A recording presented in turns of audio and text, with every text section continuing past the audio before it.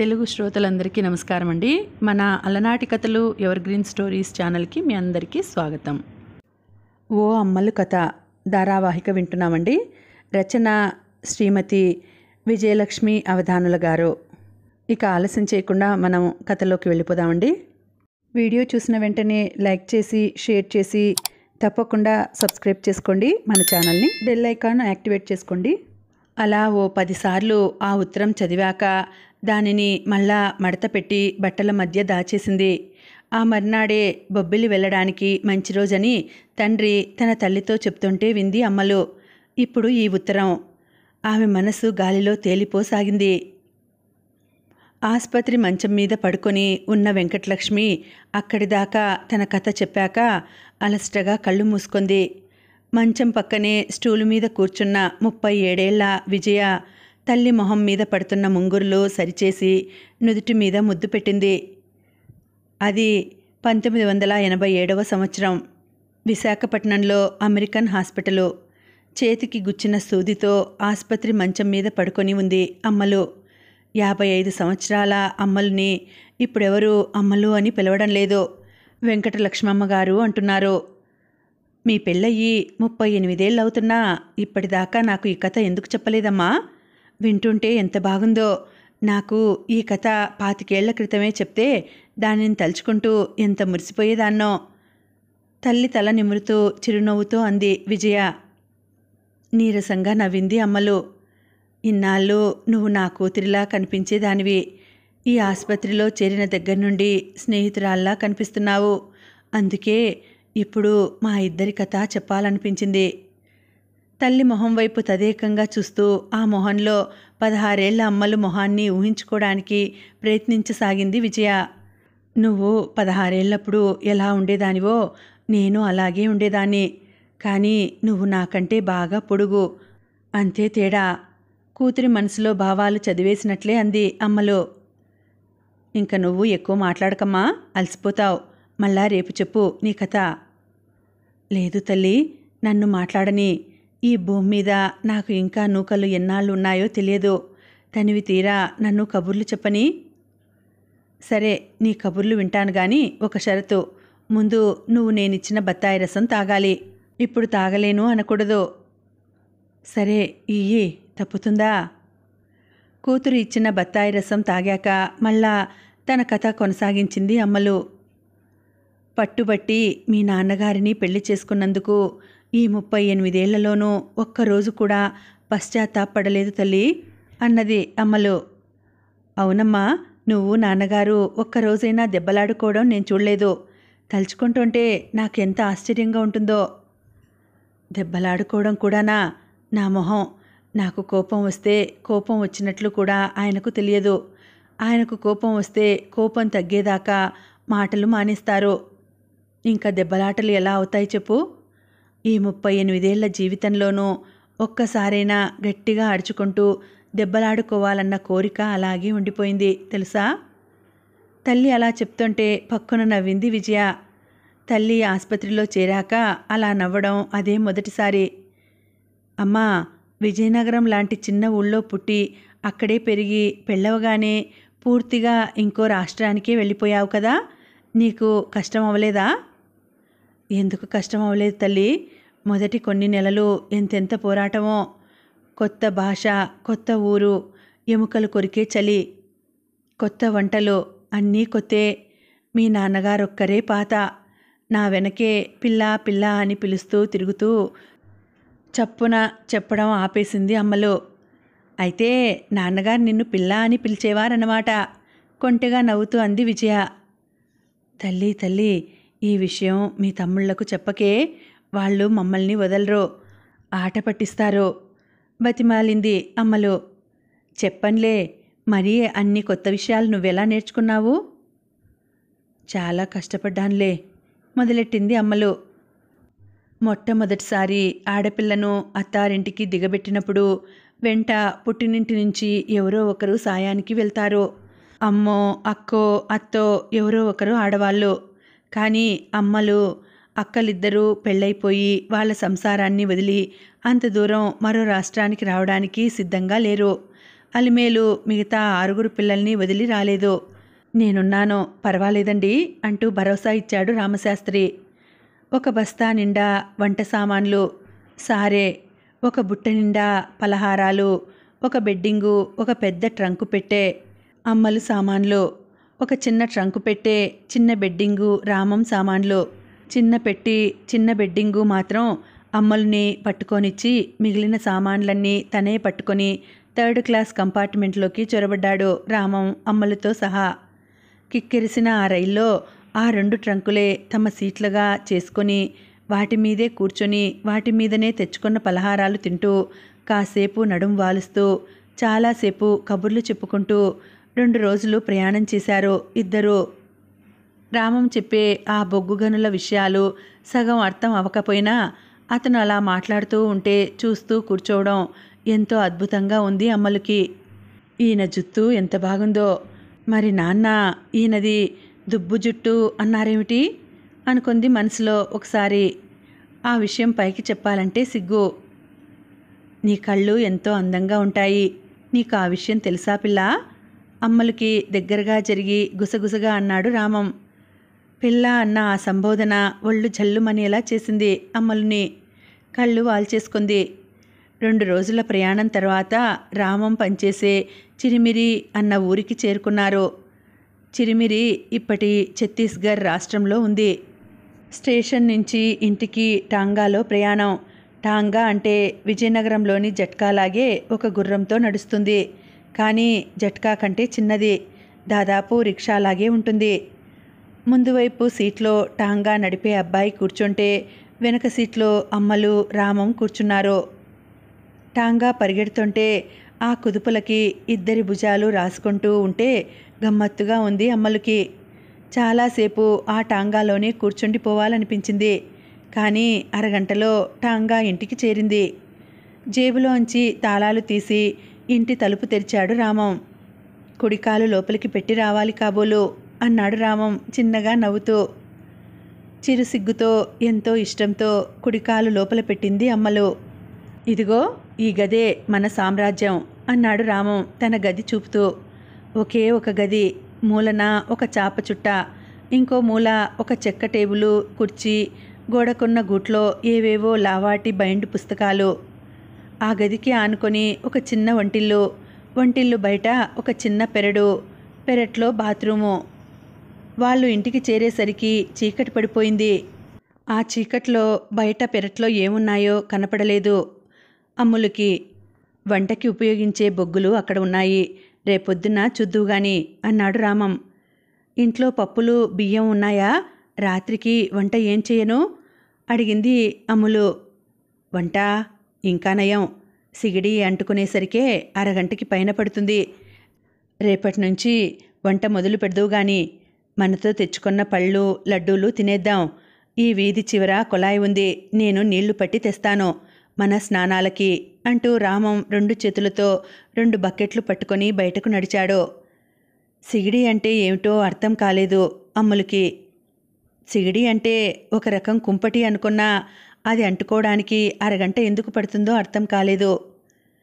అడిగేలోపునే రామం బయటికి వెళ్ళిపోయాడు. రామం వచ్చేలోపున చీపురు వెతికి తీసి గదంతా తుడిచి తడిబట్టతో రాసేసింది అమ్మలు. అది అక్టోబర్ నెల, అప్పుడే చిరుచలి మొదలైంది అక్కడ.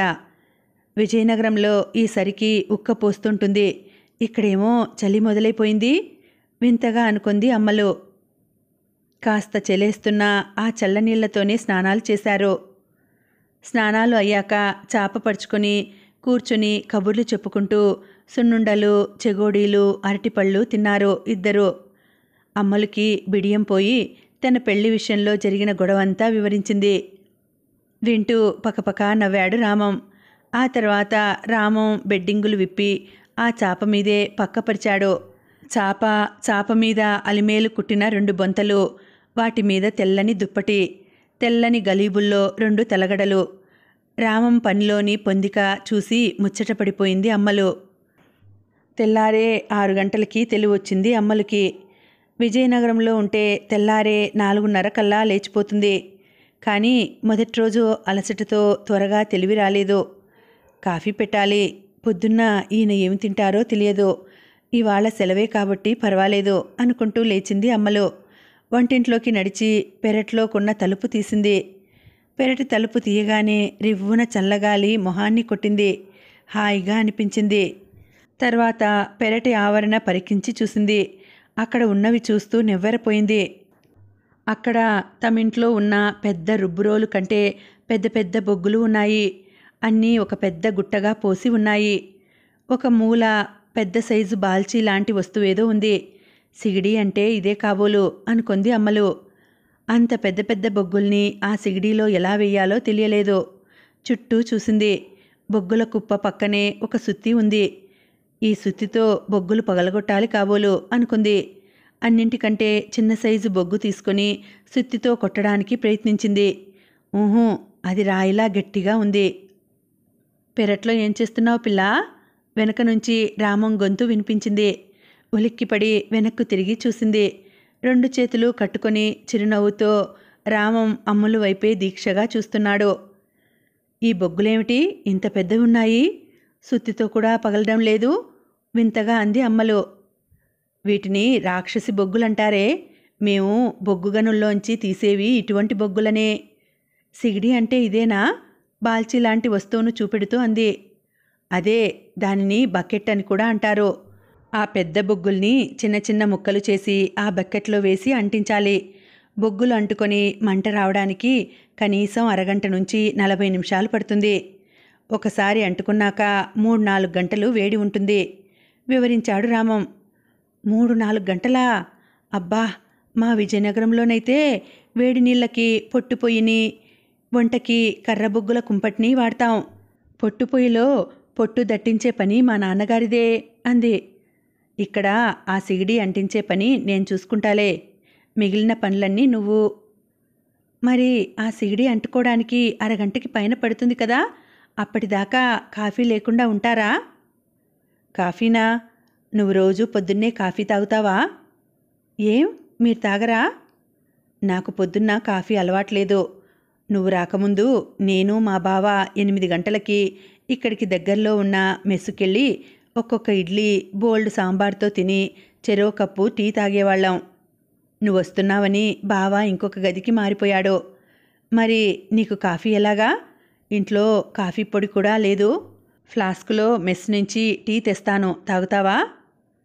సరే, ఇవాల్టికి టీ తాగుతాలేండి. మా అమ్మ కొంత కాఫీ గుండ కూడా ఇచ్చింది. రేపటి నుంచి కాఫీ పెడతాను అన్నదే కానీ కాఫీ లేదనేసరికి అమ్మలు తలలో సన్నగా తలనొప్పి మొదలైంది. రామం మెస్లోంచి తెచ్చిన టీని ఫ్లాస్క్ మూతలో పోసుకుని ఇద్దరూ తాగారు. భర్తతో కలిసి అలా టీ తాగుతుంటే చిత్రంగా తలనొప్పి మాయమైపోయింది అమ్మలుకి. కాఫీకి టీకి తేడా మాయమైపోయింది. టీ తాగాక రామం పెరట్లోకి నడిచి బకెట్టు అంటించాడు. అతను అంటిస్తున్న విధానం శ్రద్ధగా గమనిస్తూ అక్కడే పెరటి అరుగు మీద కూర్చుంది అమ్మలు. ఇవాళ నాకు సెలవే కదా, నువ్వు తెచ్చిన సామాన్లన్నీ సర్దుకుందామా అడిగాడు రామం బకెట్టు అంటించి లోపలికొచ్చాక. ఓ అలాగే అంది అమ్మలు. అమ్మలు తెచ్చుకున్న బస్తా విప్పాడు రామం. పెద్ద గిన్నెలో చిన్న గిన్నె, ఆ చిన్న గిన్నెలో గ్లాసులు, గుండెల పొట్లాలు, ఖాళీ జాగాల్లో గరిటెలు.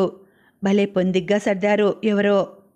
అంత బస్తాలోంచి బోల్డ్ సామాన్లు బయటకొచ్చాయి.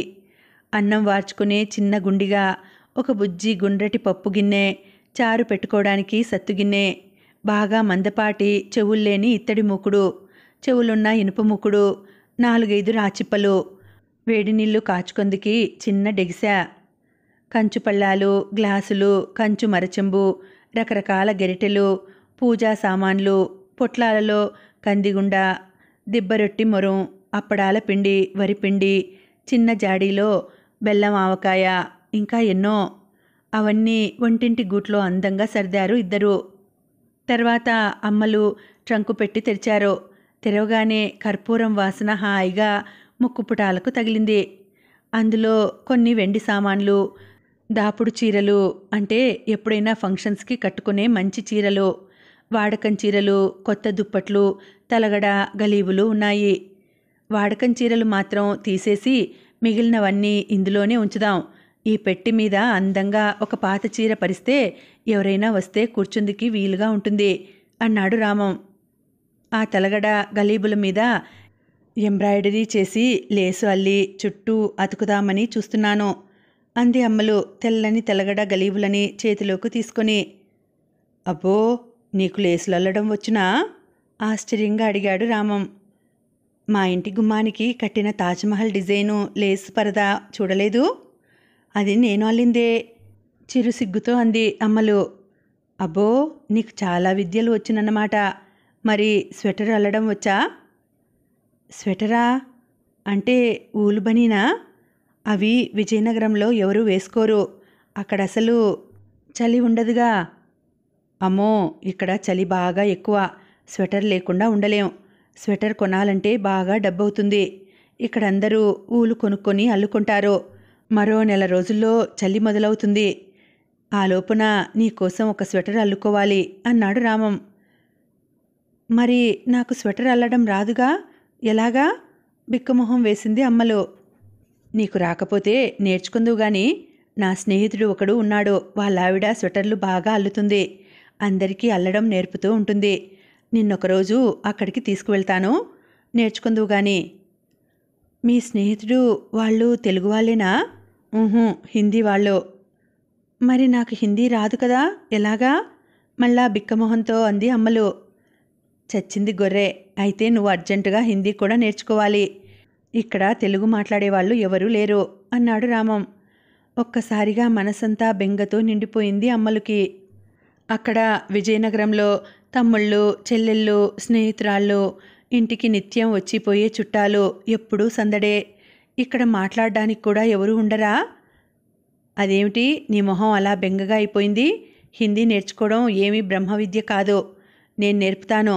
నువ్వు చాలా తెలివైన దానివి, ఇట్టే నేర్చేసుకుంటావు అనునయంగా అన్నాడు రామం. మనసులో బెంగ నెమ్మదిగా దూదిపింజలా తేలిపోయింది. ఇద్దరూ కలిసి సామాన్లన్నీ సర్దుకొని స్నానాలు చేసేసరికి బయట పెరట్లో వెలిగించిన బకెట్టు అంటుకుంది.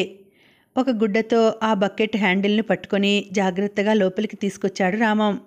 అందులోంచి వస్తున్న నీలి మంటలు వింతగా అనిపించాయి అమ్మలుకి. మా ఇంట్లో కుంపట్లో ఇలా నీలిమంటలు రావు, బొగ్గులు ఎర్రగా అవుతాయి అంతే అంది. అదే ఈ రాక్షసి బొగ్గుల ప్రత్యేకత గొప్పగా అన్నాడు రామం. ముందు మనం టిఫిన్ చేసుకుందాం. మీ ఇంట్లో టిఫిన్ ఏం చేసుకుంటారు అడిగాడు రామం. టిఫినా? మా ఇంట్లో టిఫిన్ అంటూ ఏమీ ఉండదు. పొద్దున్న 8 గంటలకి చద్దన్నం తినడమే. చద్దన్నంలో తరవాణి కలుపుకొని ఉప్పు, నూనె, వాము వేసుకుని తీయ ఆవకాయతో తింటాం చెప్పింది అమ్మలు. బొబ్బిల్లో మా ఇంట్లోనూ అంతే. కానీ ఇక్కడ ఉద్యోగంలో చేరాక రోజు ఇడ్లీ సాంబారు తినడం అలవాటైంది అన్నాడు రామం. మా ఇంట్లో ఎప్పుడూ ఇడ్లీ చేసుకోము. అప్పుడప్పుడు రాత్రి పలహారానికి పోలిరెట్టి చేసుకుంటాం. మా అక్కయ్యలు పుట్టింటికొచ్చినప్పుడు మాత్రం మా బావల కోసం వీధి చివరన ఉన్న హోటల్ నుంచి ఇడ్లీల పొట్లాలు తెప్పిస్తారు. వాళ్ళు తింటున్నప్పుడు మా పిల్లలకి కూడా చిన్న చిన్న ముక్కలు ఇస్తారు అంది అమ్మలు. పోన్లే, నేను రేపటి నుంచి చద్ది అన్నమే తింటాను. నాకు ఇష్టమే. నీ సామాన్లలో చద్దికుండ కూడా వచ్చింది కదా నవ్వాడు రామం. ఇవాల్టికి నేను తినే మెస్ నుంచే మనిద్దరికీ ఇడ్లీలు తెస్తాను. ఈలోపు నువ్వు ఆ సిగిడీ మీద ఏదో ఒకటి పెట్టు అంటూ బయటకు నడిచాడు రామం. కొత్త గుండిగలో అన్నానికి ఎసరు పెట్టింది అమ్మలు. ఇంట్లో కూరలు లేవు, ఎలాగా? ఇప్పుడు మళ్ళా కూరల గురించి బయటకు పంపితే ఏమనుకుంటారో అనుకుంటూ బియ్యం గాలించడం మొదలెట్టింది అమ్మలు. ఎసట్లో బియ్యం పోస్తున్నప్పుడు వచ్చాడు రామం. సంచిలో టిఫిన్ పొట్లాలతో పాటు వంకాయలు, బెండకాయలు, తీయ దుంపలు కూడా ఉన్నాయి. వంటయ్యాక ఆ సిగిడీలో ఇంకా వేడి ఉంటుంది. ఈ తీయ దుంపలు 2 బొగ్గుల మీద పెట్టు. మధ్యాహ్నం అయ్యేసరికి చక్కగా కాల్తాయి అన్నాడు రామం. ఆ రోజు అన్నంలోకి ముద్దపప్పు, వంకాయ వేపుడు, చారు చేసింది అమ్మలు. వారెవ్వా, వంట భలే చేశావే. మీ ఇంట్లో చేస్తూ ఉంటావా? మొదటి ముద్ద నోట్లో పెట్టుకోగానే అన్నాడు రామం. మా అమ్మ బయటున్న ఆ 4 రోజులు వంట నేనేగా అంది అమ్మలు. మెచ్చుకోలుగా చూశాడు రామం. సెలవులు అయిపోయాయి. రామం ఆఫీస్లో జాయిన్ అయ్యేసరికి అమ్మలుకి సిగడి వెలిగించడం వచ్చేసింది. రామం పొద్దున్న 8 గంటలకి ఆఫీస్కు వెళ్తే వచ్చేసరికి సాయంత్రం 5 గంటలు దాటుతుంది. మధ్యలో 1 గంటకి ఇంటికి వచ్చి భోజనం చేసి మళ్ళా వెళ్ళిపోతాడు. మొదటి రోజు మధ్యాహ్నం భోజనానికి వచ్చినప్పుడు రామం మొహం చూసి హడలిపోయింది అమ్మలు. మొహం నిండా ఒంటి నిండా మసి, కాకి నిక్కరు, కాకి చొక్కా, తలకి ఒక టోపీ. బొగ్గుగనిలో దిగితే ఇలాగే ఉంటుంది అన్నాడు అమ్మలు మొహం చూసి పకపకా నవ్వుతూ. రోజు మధ్యాహ్నం కూడా స్నానం చేస్తాడు రామం. అతను వచ్చేసరికి సిగిడి మీద డేక్సాలో నీళ్లు వేడి చేసి ఉంచడం అలవాటైంది అమ్మలకి. రెండో పూట మైన్లో దిగే పని ఉండదు రామానికి. అందువల్ల సాయంత్రం ఒంటికి మసి ఉండదు. సాయంత్రం ఆఫీస్ నుండి రాగానే టీ తాగాక అమ్మలుకి 1 గంట హిందీ నేర్పే పని పెట్టుకున్నాడు రామం. ఆ తర్వాత అమ్మలు రాత్రి భోజనానికి ఏర్పాట్లు చేస్తుంటే తను మైనింగ్ పరీక్షలకు సంబంధించిన పుస్తకాలు చదువుకుంటూ కూర్చునేవాడు. 15 రోజుల్లో కాస్త హిందీ వచ్చింది అమ్మలుకి. రేపు సెలవు రోజు మా స్నేహితుడు సిన్హా ఇంటికి వెళ్దాం. ఆవిడ దగ్గర నువ్వు స్వెటర్ అల్లడం నేర్చుకుందువు గాని అన్నాడు రామం ఒకరోజు. అమ్మో, నాకింకా బాగా హిందీ రానిలేదు. మరి కొన్నాళ్ళయ్యాక వెళ్దాం బెంగగా అంది అమ్మలు. పర్లేదు, నీకు హిందీ బాగానే వచ్చింది. హిందీ వాళ్లతో మాట్లాడుతుంటే ఇంకా బాగా వచ్చేస్తుంది. వాళ్ళు చాలా మంచివాళ్ళు, మరేం పర్వాలేదు ధైర్యం చెప్పాడు రామం. అమ్మలు చాలాసేపు గునిసింది మర్నాడు వద్దని. కానీ రామం నవ్వుతూనే తోసిపుచ్చాడు. మర్నాడు మధ్యాహ్నం భోజనాలయ్యాక ఇద్దరూ బయలుదేరారు సిన్హా ఇంటికి. అక్కడికి 10 నిమిషాలు నడక దూరమే వాళ్ళిల్లు. అమ్మలు బెంగ పెట్టుకున్నట్లు అక్కడేం జరగలేదు. సిన్హా భార్య దేవిక అమ్మల్ని చెల్లెల్లా ఆదరించింది. అరగంటలోనే ఇద్దరూ స్నేహితులైపోయారు. వచ్చిరాని హిందీలో అక్కడక్కడా తెలుగు పదాలు కలిపేస్తూ అమ్మలు మాట్లాడుతుంటే ఆమె చిరునవ్వుతో తప్పులు దిద్దింది. అప్పటికే అమ్మల గురించి కొని ఉంచిన ఊలుతో స్వెటర్ అల్లడం నేర్పడం మొదలుపెట్టింది. చాలా చురుకుగా త్వరగా నేర్చేసుకుంది అమ్మలు. ఆ రోజు ఇంటికి స్వెటర్ పుల్లలు ఊలు సంచిలో వేసి తీసుకెళ్తుంటే భలే ఉత్సాహంగా అనిపించింది అమ్మలకి. రోజు మధ్యాహ్నం భోజనం అయ్యాక దేవిక ఇంటికి వెళ్ళడం, అల్లడం నేర్చుకోవడం, రామం ఇంటికి వచ్చే సమయానికి ఇంటికి తిరిగి వచ్చేయడం చేస్తోంది అమ్మలు. స్వెటరు అల్లికతో బాటు హిందీ మాట్లాడడం కూడా బాగా వచ్చేసింది అమ్మలకి. స్వెటరు సగానికి పైగా పూర్తయింది. ఇప్పుడు రోజు దేవిక దగ్గరికి వెళ్లకుండా ఇంట్లోనే అల్లుకోసాగింది అమ్మలు. ఒకరోజు అల్లుతుంటే ఒకచోట తప్పు వచ్చింది. అంతకు మునుపు ఒకసారి అలాగే తప్పు వస్తే మళ్ళా విప్పి ఎలా సరిచెయ్యాలో చెప్పింది దేవిక. ఇవాళ నేనే ఈ తప్పుని సరిచేస్తాను అనుకుంది అమ్మలు. అల్లిక ఇప్పడం మొదలెట్టింది. పొరపాటున గట్టిగా ఊళ్ళాగింది. అంతే, జరజరా ఊలు వచ్చేయడం మొదలెట్టింది. అల్లిన స్వెటరు సగానికి పైగా విడిపోయింది. 10 రోజులు కష్టపడి అల్లిన అల్లిక అలా ఊడిపోయేసరికి కళ్ళంటా నీళ్లు తిరిగాయి అమ్మలకి. చచా, దేవికా దీదీ దగ్గరికి వెళ్ళవలసింది. నా బద్ధకం వల్ల అంతా పాడైపోయింది దుఃఖంగా అనుకుంది. సాయంత్రం ఆయన ఇంటికొచ్చి విడిపోయిన ఈ స్వెటర్ను చూసి ఏమంటారో అనుకుంటూ దిగులు పడింది. సాయంత్రం రామం ఇంటికొచ్చేసరికి దిగులుగా కూర్చున్న అమ్మలు కనిపించింది. ఎందుకలా ఉన్నావు పిల్లా అనునయంగా అడిగాడు రామం. కళ్ళంట జలజల నీళ్లు రాలాయి అమ్మలకి. అరే, ఏమైందమ్మా? అమ్మ గుర్తొచ్చిందా? కళ్ళు తుడుస్తూ లాలనగా అడిగాడు రామం. నేను అల్లిన స్వెటరు సగం విడిపోయింది దిగులుగా చెప్పింది. ఏది చూపించు. లోపల నుంచి తీసుకొచ్చి చూపించింది అమ్మలు. రామానికి అమ్మల్ని చూస్తుంటే విపరీతమైన జాలి వేసింది. పిచ్చిపిల్ల, ఈ మాత్రం దానికే కన్నీళ్లు పెట్టుకుంటావా? నీకేం, నువ్వు అతి సులభంగా మళ్ళీ అల్లేయగలవు అమ్మలు తల నిమురుతూ అన్నాడు రామం.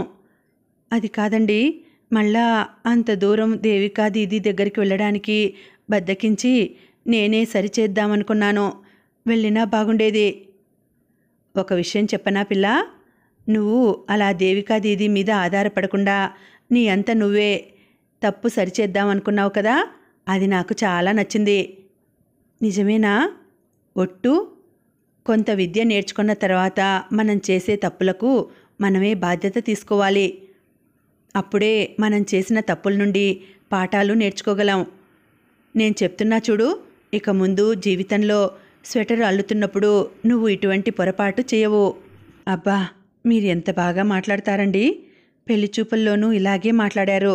అందుకే నాకు బాగా నచ్చారు. తీరా చెప్పాక సిగ్గుపడి అక్కడి నుంచి తుర్రుమంది అమ్మలు. ఏది మళ్ళా చెప్పు ఆ మాట అంటూ వెనకే వెళ్ళాడు రామం నవ్వుతూ.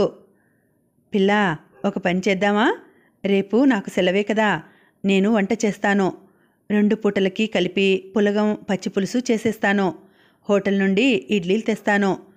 నువ్వు విడిపోయిన ఆ స్వెటర్ని పూర్తి చేసేయి. నువ్వు స్వెటర్ అల్లుతున్నప్పుడు నేను చదువుకుంటాను. మీరెందుకు? ఆ పులగం ఏదో నేనే చేస్తాలేండి, ఆ తర్వాతే అల్లుకుంటాను. పోన్లే, ఇద్దరం కలిసి చేసుకుందాం. రాజీకొచ్చాడు రామం.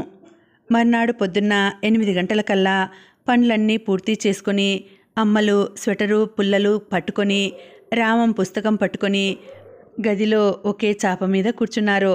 అప్పుడప్పుడు చిన్న చిన్న మాటలు మాట్లాడుకుంటూ.